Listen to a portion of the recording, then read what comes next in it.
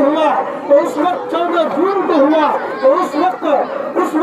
हम मुसलमानों ने, हमारे आबाओ अजदाद ने पाकिस्तान जाने का फैसला नहीं लिया, बल्कि उन्होंने ये फैसला किया चाहे तकलीफ उठानी पड़े, मुसीबत झेलनी पड़े, परेशानी लाख हो जाए, जान को कुर्बान करना पड़े, लेकिन हम मुल्क हिंदुस्तान में रहेंगे। इसलिए हम तमाम लोगों के लिए खुशी है कि अल्हम्दुलिल्लाह इस मुल्क हिंदुस्तान में जैसे भी हो आज़ादी की सांस ले रहे हैं और आज़ादी के साथ इस मुल्क हिंदुस्तान में हम जी रहे हैं। ये अलग बात है कि कुछ लोग खफा रहते हैं, ऐ वतन हम तेरे मिट्टी के जड़ों पे फिदा रहते हैं, हमने सदियों तेरी धरती पे हुकूमत की है, हम तेरे वास्ते मसरूफ से दुआ रहते हैं। आप हजरात से गुजारिश है कि आप हजरात अपने अकादरीन की कुर्बानी को याद करें, अपने अकादरीन की यादों को ताज़ा करें कि हमारे अकादरीन ने मौलाना कासिम नानोतवी, मौलाना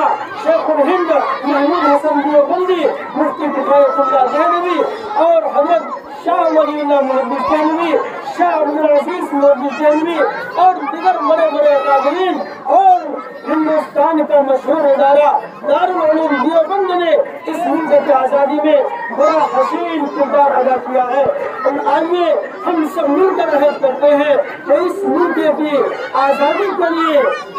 आज हमारा मुल्क जो अब गुलामी की तरफ बढ़ता चला जा रहा है, इस मुल्क को आज़ाद रखने के लिए और इस मुल्क में आज़ादी की सांस लेने के लिए अगर हमें दिन की बाजी लगाना पड़े तो लगाएंगे, लेकिन इंशाअल्लाह हिंदुस्तान ही में रहेंगे।